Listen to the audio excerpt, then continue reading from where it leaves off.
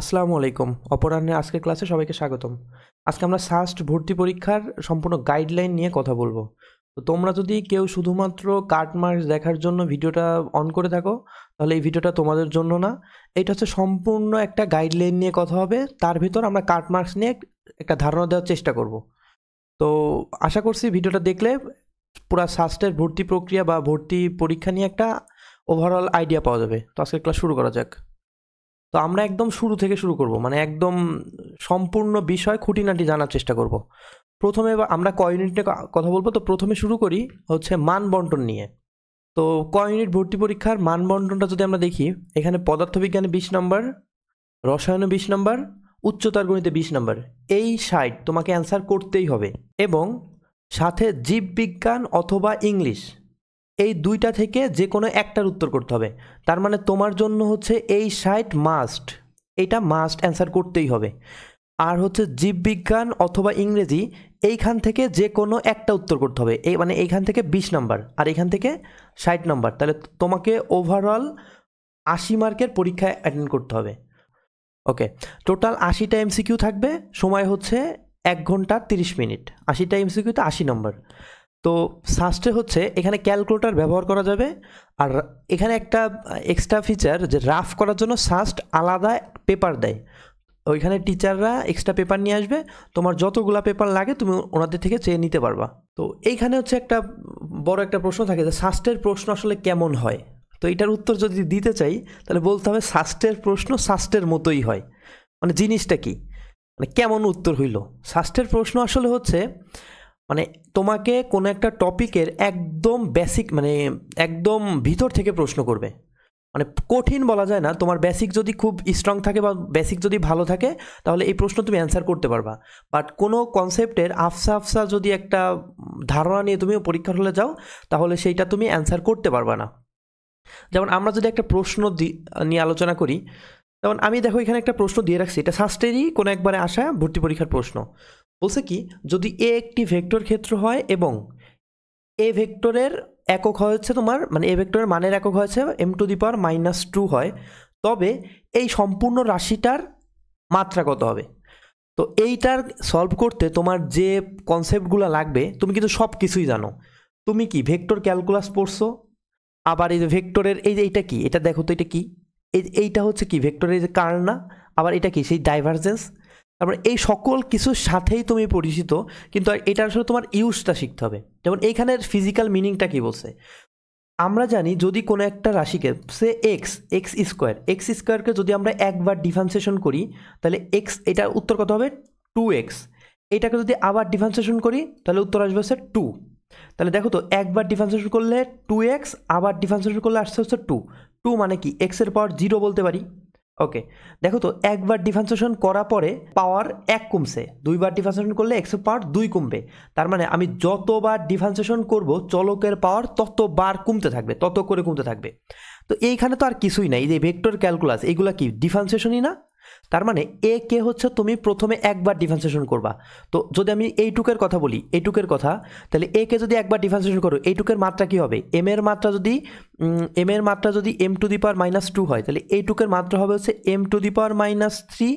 তাহলে এই পুরাটুকের কি হবে, এই পুরাটুকে আবার ডিফারেন্সিয়েশন করবা, তাহলে কত হবে m⁻⁴। তাহলে এইটার অ্যান্সার হচ্ছে m⁻⁴। দেখো এই প্রশ্নটা সলভ করতে তোমার কিন্তু এক্সট্রা কিছুই জানতে হয় নাই। এক্সট্রা যে তোমার অন্য কোনো থিওরি লাগছে বা এমন কিছু লাগছে যেটা তুমি জানো না, এরকম কিছুই জানতে হয় নাই। তোমাকে শুধুমাত্র এটার ইউজ সম্পর্কে জানতে হয়েছে। তো সাস্ট হচ্ছে এরকম টাইপেরই প্রশ্ন করে, তুমি একটা টপিক কত ভালো ইউজ করতে পারতেছো, সেই ইউজটা নিয়ে সাস্ট তোমার কাছে জানতে যাবে। আচ্ছা, আশা করছি সাস্টের প্রশ্ন সম্পর্কে একটা ধারণা পাইছো। নেক্সট, তারপরে বলছে একটা প্রশ্ন হইতে পারে, এবারের প্রশ্ন আগের মতো হবে কি না। মানে আমরা জানি গত 2 বা 3 বছরে সাস্ট হচ্ছে জিএসটির সাথে পরীক্ষা নিচ্ছিল, বাট তার আগে 19 সাল বা তার আগে সাস্ট হচ্ছে নিজস্ব ভর্তি প্রক্রিয়ায় পরীক্ষা নিত। তো এবার অনেকের মনেই প্রশ্ন আসতেছে যে এবারের প্রশ্ন আগের মতো হবে কি না। আচ্ছা, এবারের প্রশ্ন আগের মতো হবে কি না, এটা একটু আমরা সার্কুলারের মানবন্টন থেকেই দেখার চেষ্টা করি। তোমাকে দেখো, টোটাল 80টা প্রশ্ন, 80টা এমসিকিউ, 1 ঘন্টা 30 মিনিট দিছে। 80টা এমসিকিউর জন্য তোমাকে 1 ঘন্টা 30 মিনিট সময় দিছে। আবার ক্যালকুলেটর সরবরাহ করতেছে, তাহলে তুমিই বলো প্রশ্নটা কি আগের মতো হবে কি না।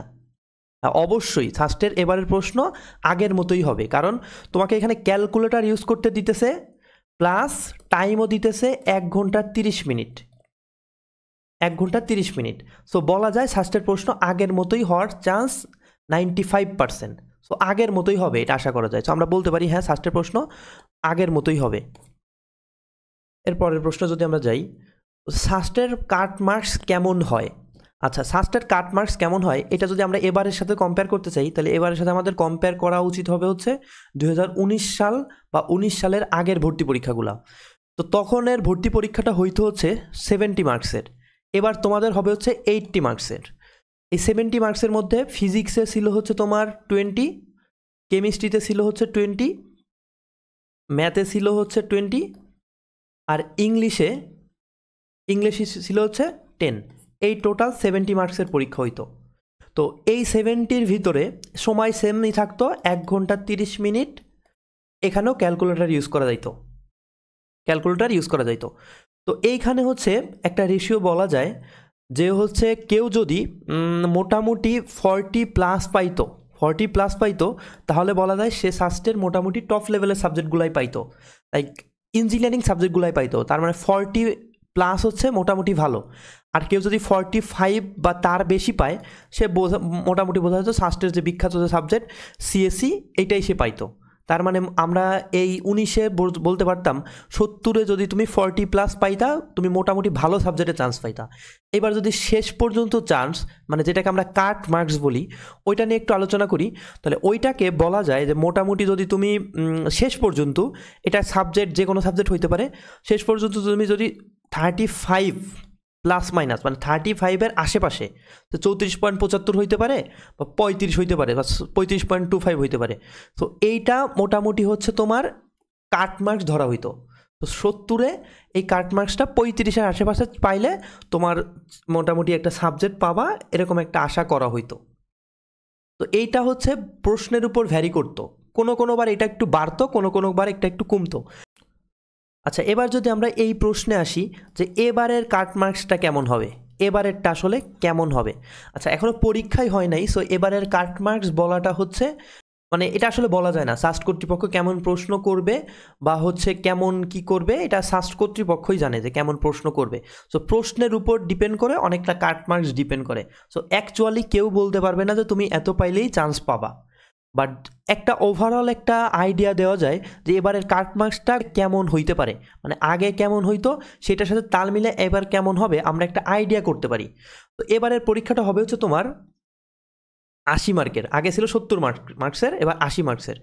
এবার এইখানে হচ্ছে বায়োলজি অ্যাড হয়েছে, মানে তোমাদের ফিজিক্স, কেমিস্ট্রি, ম্যাথ, ইংলিশ বা বায়োলজি এখানে আগে 10 ছিল, এবার এখানে আরও বাড়ছে। তো টোটাল 80 মার্কের পরীক্ষা হবে। তো আগের সাথে যদি আমরা মিলাই, এই 80-তে বলা যায় যদি হচ্ছে তুমি মোটামুটি, এটা ধারণা, এটা কিন্তু কখনোই অ্যাকচুয়াল না, সেইটা মিলতেও পারে নাও মিলতে পারে এটা। তো আমরা একটা আইডিয়া দিতে পারি আগের থেকে, আগে যদি হচ্ছে তুমি 40-তে মানে 40 প্লাসে পাইতা, এবার মোটামুটি হচ্ছে তুমি যদি মোটামুটি বলা যায় 48 প্লাস পাইতে পারো, তাহলে সে মোটামুটি তুমি ইঞ্জিনিয়ারিং সাবজেক্টগুলো পাবা আশা করা যায় তুমি 48 প্লাসে মোটামুটি সাস্টের ইঞ্জিনিয়ারিং সাবজেক্টগুলো পাওয়ার পসিবিলিটি খুব হাই ইনশাল্লাহ। আচ্ছা, যদি বলি কাট মার্কসটা কেমন হবে, আমরা জিপিএস বাদে কাউন্ট করতেছি। 80-তে যদি হচ্ছে তোমার মোটামুটি 40 পাওয়া যায়, 40 প্লাস, তাহলে মোটামুটি তুমি বলতে পারো যে তোমার একটা সিট পাওয়ার সম্ভাবনা আছে। তো আমরা কাট মার্কস ধরতেছি হচ্ছে 40। এবার এই 40 ধরে তুমি কখনোই পরীক্ষার হলে যাবা না, তুমি যতগুলো পারবা ততগুলাই দাগাবা। যে প্রশ্ন অনেক সহজ হয়ে গেছে তখন তো তুমি আর 40 না, তখন তো কাট মার্কস বেড়ে যাবে। বা প্রশ্ন অনেক কঠিন হয়ে গেছে, তখন তুমি যদি 40-র আশায় যাও যে আমার তো 40 পাইতে হবে নাহলে তো আমি চান্স পাবো না, সেক্ষেত্রে দেখা গেছে প্রশ্ন অনেক কঠিন হয়েছে, ওই ক্ষেত্রে এবার 30-এ চান্স হয়েছে, এটা হইতেই পারে। তখন তোমার কিন্তু পরীক্ষার হলে তোমার খুব হতাশা কাজ করবে যে আমার তো হচ্ছে না, আমি এখন কি করি। সো এইটা কখনোই বলা যায় না, এটা একটা আইডিয়া মাত্র, প্রশ্নের উপর ডিপেন্ড করে। সো আগে থেকে তুমি কিছুই গেস করতে পারবা না। নেক্সট, কিভাবে প্রিপারেশন নিব। আচ্ছা, কিভাবে প্রিপারেশন নিব এইটা নিয়ে আমরা ইনশাল্লাহ আমাদের চ্যানেলে ফিজিক্স এবং ম্যাথের সম্পূর্ণ গাইডলাইন দেওয়ার চেষ্টা করব, যেখানে আমরা সাজেশনমূলক বা সাস্টের প্রিভিয়াস ইয়ারের প্রশ্নগুলো অ্যানালাইসিস করে কিভাবে প্রিপারেশন নেওয়া যায় সেটা নিয়ে একটা ধারণা দিব। তো আশা করছি তোমরা ওই ভিডিওগুলো দেখবে। তো এইখানে আমি শর্টে একটু বলি যে কিভাবে প্রিপারেশন নিব। এটা যদি আমাকে বলতেই হয় তাহলে আমি যদি একবারে বেসিক থেকে বলি, কি করতে হবে, সাস্টের প্রিভিয়াস ইয়ারের প্রশ্নগুলো অ্যানালাইসিস করতে হবে। এবার অ্যানালাইসিস কিভাবে করব, কি কি প্রশ্ন আসছে বিগত বছরে, কি কি প্রশ্ন আসছে, আমরা সেই টাইপগুলা করব। আমি যদি তোমাকে বলি হ্যাঁ যে হচ্ছে আমি তাপগতিবিদ্যা পড়তেছি, এবার তাপগতিবিদ্যা থেকে দেখব বিগত বছরগুলোতে সাস্ট কোন প্রশ্নগুলা বেশি দিছে। দেখা গেছে তাপগতিবিদ্যা থেকে এনট্রপি দিছে। এবার এনট্রপির এ টু জেড যত লেভেলের প্রশ্ন হইতে পারে এইটা তোমার ভালো করে আয়ত্ত করতে হবে। সো এইভাবে তুমি প্রশ্ন অ্যানালাইসিস করে করে যদি পড়তে পারো তাহলেই তোমার চান্স হবে।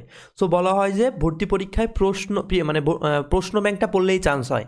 হ্যাঁ, প্রশ্ন ব্যাংকটা পড়লেই চান্স হয়, বাট তুমি যদি বিগত 20 বছরের প্রশ্ন, 20 বছরে ফিজিক্সে মনে করো 20টা করে প্রশ্ন আসছে, তো 400 প্রশ্ন সলভ করে গেলেই যে চান্স পাবা জিনিসটা এরকম না। 400 প্রশ্ন তোমাকে টপিক ধরে ধরে সলভ করতে হবে। এখন 400 প্রশ্ন যদি তুমি মুখস্থ করে দাও তাহলে তো তুমি চান্স পাবা না। তো সিস্টেম হচ্ছে তুমি 400 প্রশ্নের জন্য বিগত 20 বছরের কথা যদি আমি বিবেচনা করি, কোন টাইপ থেকে প্রশ্ন আসছে তুমি সেই টাইপগুলার প্রতি বস হয়ে উঠবা। সেই টাইপ বুঝতে হবে, টাইপগুলো তোমার খুঁজে বের করতে হবে, এইগুলা খুঁজতে আমরা সাহায্য করব তোমাকে। তো এই টাইপ ধরে ধরে আগাইতে হবে যে আমার এই কয়েকটা টাইপ আমি পড়ছি বা এই কয়টা টাইপ আমার আসতে পারে, তো ওইগুলা থেকেই প্রশ্নটা হবে ইনশাল্লাহ। নেক্সট প্রশ্নে যদি আমরা যাই, আচ্ছা এইটা একটা গুরুত্বপূর্ণ বিষয় যে পরীক্ষার হলে করণীয় কি। তোমার পুরা 2 বছর বা 2 বছর এই প্লাস এই অ্যাডমিশনের জার্নিটা পুরাটা ডিপেন্ড করতেছে পরীক্ষার হলে করণীয়। এই 1.5 ঘন্টায় তোমাকে তোমার পুরো আউটপুটটা বলে দিবে। তো এখানে কিছু আমরা স্ট্র্যাটেজি অ্যাপ্লাই করব।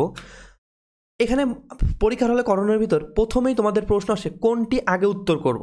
আচ্ছা, কোনটা আগে উত্তর করব এইটা যদি তোমাকে কেউ বলে দেয় যে তুমি এইটা আগে উত্তর করবা, তাহলে সে তার মতো করে বলছে।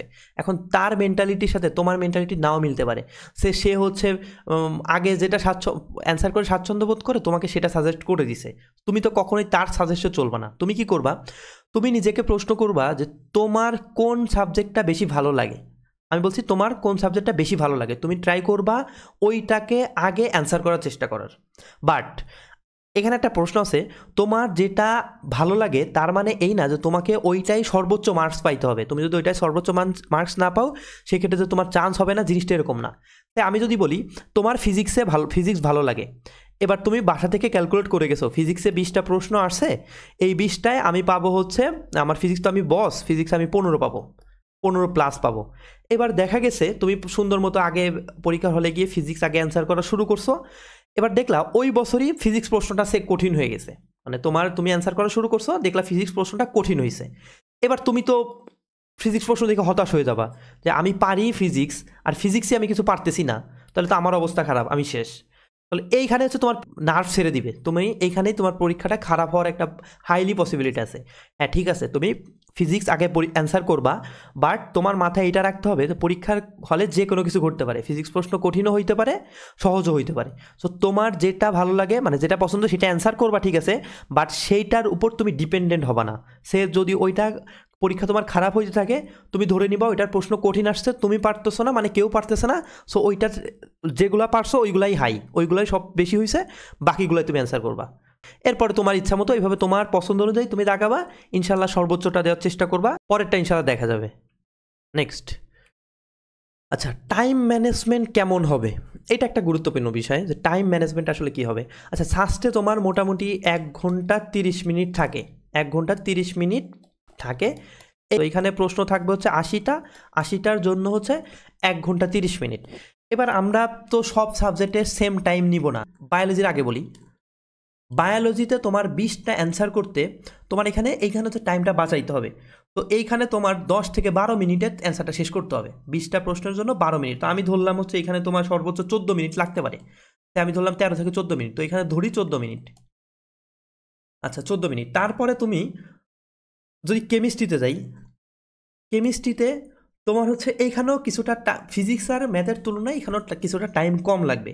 তো এইখান থেকে 18 থেকে 20টা প্রশ্নের জন্য 18 থেকে 20 মিনিট তোমার সময় নিতে পারো। তো আমি এখানে ধরলাম হচ্ছে 20 মিনিট, 20 মিনিট। আচ্ছা এবার যদি আমি ফিজিক্সে আসি, ফিজিক্সে তুমি নিতে পারো হচ্ছে 25 থেকে 26 মিনিট। 20টার জন্য 25 থেকে 26 মিনিট। তো এখানে আমরা 26 মিনিট ধরি। এইবার ম্যাথে তোমার বাকি আছে, যদি 90 ধরি তাহলে ম্যাথে হচ্ছে বাকি আছে আরও কত, আরও হচ্ছে 30 মিনিট। এবার দেখো ম্যাথের টাইমটা বেশি ধরতেছি কারণ সাস্টের ম্যাথ প্রশ্নটা একটু টাফ হয়।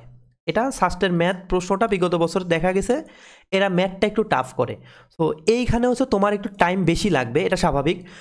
আর এইখানে তোমার বায়োলজিতে এই 14 মিনিট লাগবে না, তোমার এর আগেই শেষ হয়ে যাবে। কেমিস্ট্রি তো আশা করি 20 মিনিট, 20 মিনিট নাও, একটা করে এক যদি নাও। আচ্ছা, আবার প্রশ্ন হচ্ছে তুমি কিন্তু 20টাই তোমার দাগানো লাগবে না, কারণ চান্স পাইতে তোমার 80-তে 70 পাইতে হবে এমন কোনো কথা নেই। তো তুমি যে কয়টা পারো, এখানে সর্বোচ্চ তুমি যদি সে 14টা বা 15টা অ্যান্সার করো, ওইগুলোর জন্য কারেক্ট হয়, মানে তোমার অ্যাকুরেসি যেন হাই থাকে। যে তুমি অ্যান্সার তাড়াহুড়া করে 20টা অ্যান্সার করতে গিয়ে তুমি 10টা ভুল করে ফেলছো, তখন তোমার হয়েছে 10 আর এখানে মাইনাস যাচ্ছে 10টার জন্য, তো তোমার মার্কসটা কমে যাবে। তো তুমি যেটাই অ্যান্সার করো না না কেন সেইটা যেন অ্যাকুরেট হয়, তোমার অ্যাকুরেসিটা যেন ঠিক থাকে। তো এইখানে আমরা 20 মিনিট নিব। আর ফিজিক্সে একটু ক্যালকুলেশন থাকবে, সো এইখানে হচ্ছে আমরা 26 থেকে 27 মিনিট নিব। বাট এখানেও সেম, এখানেও কিন্তু তোমার 20টা অ্যান্সার করা লাগবে না। হ্যাঁ, তুমি 20টা প্রশ্ন পড়বা, অবশ্যই পড়বা, এমন না যে তুমি 1 থেকে 12-15 পর্যন্ত পড়ে বাকি 5টা রেখে দিছো, এরকম কিছু না। তুমি অবশ্যই 80টা প্রশ্নের জন্য তুমি দুইবার, অ্যাটলিস্ট দুইবার জন্য তুমি মানে 1 থেকে 80 পর্যন্ত যাইতে পারো। তো এটা তোমার করতে হবে। তো ফিজিক্সও এবার তুমি দেখবা যেটা তোমার মনে হচ্ছে যে এইটা আমি পারবো, তখনই তুমি ওইটা এক চান্সে করে ফেলবা। আর যেটা মনে হবে যে না এটা বড় বা আমি পারবো না, আমার ট্রাই করতে হবে, ওইটাকে তুমি সামনে কোনো একটা সাইন দিয়ে রাখতে পারো, পরে তুমি সময় পাইলে ওটা করবা। সো এটা গেল। আর ম্যাথে একটু টাইম বেশি লাগবে, তো আমরা এইভাবে মোটামুটি 90 মিনিট লাগতে পারে। আচ্ছা, এইখানে আমি যে সিকোয়েন্সটা দিছি এটা কিন্তু আমি বলি নাই যে বায়োলজি আগে দাগাবা, তারপরে কেমিস্ট্রি দাগাবা, তারপরে ফিজিক্স, তারপরে ম্যাথ, এটা না। আমি বলছি তুমি বায়োলজি যখনই দাগাও না কেন, সে লাস্টেও যদি দাগাও, বায়োলজির জন্য তুমি 14 মিনিট এক্সট্রা রাখবা, 13 থেকে 14 মিনিট। কেমিস্ট্রি যদি তুমি লাস্টেও দাগাও না কেন, কেমিস্ট্রির জন্য তুমি 20 মিনিট মানে হাতে রাখবা। তো এইভাবে টাইম ম্যানেজমেন্টটা করা যায়। তো এটাই ছিল হচ্ছে আমাদের গাইডলাইনমূলক কথা। এটা খুব শর্ট একটা ভিডিও হয়েছে। তো এইখানে আসলে আমরা ওরকম আহামরি কোনো সাজেশন বা কিছুই দেওয়ার চেষ্টা করি নাই। এটা আমরা তোমাদের একটা ওভারভিউ আলোচনা করছি, সাস্টের ভর্তি পরীক্ষা কেমন হয় বা কী করা লাগতে পারে। তো তোমার এখনের থাকবে, মানে প্রিপারেশনটা থাকবে খুবই বুঝে প্রিপারেশন নিতে হবে। তো এইটার জন্য আমরা ট্রাই করব, সর্বোচ্চ চেষ্টা করব কিভাবে একটা সাজেশন বা টপিকগুলো বেছে তোমাদের সামনে উপস্থাপন করা যায়। এটার জন্য আমরা খুব দ্রুতই তোমাদেরকে কিছু ক্লাস আপলোড করব। সো তোমরা চাইলে আমাদের চ্যানেলটাকে সাবস্ক্রাইব করে রাখতে পারো। আর ডিসক্রিপশন বক্সে আমাদের ফেসবুক পেজ দেওয়া থাকবে, ফেসবুক পেজের লিঙ্ক দেওয়া থাকবে। তোমাদের যে কোনো প্রয়োজনে আমাদের সাথে যোগাযোগ করতে পারো, যে কোনো প্রয়োজনে আমাদের মেসেজ করতে পারো বা ভিডিওতে কমেন্ট করতে পারো। আমরা চেষ্টা করব তোমাদের যে কোনো প্রশ্নের উত্তর দেওয়ার। তো ভালো থাকো সবাই, আল্লাহ হাফেজ।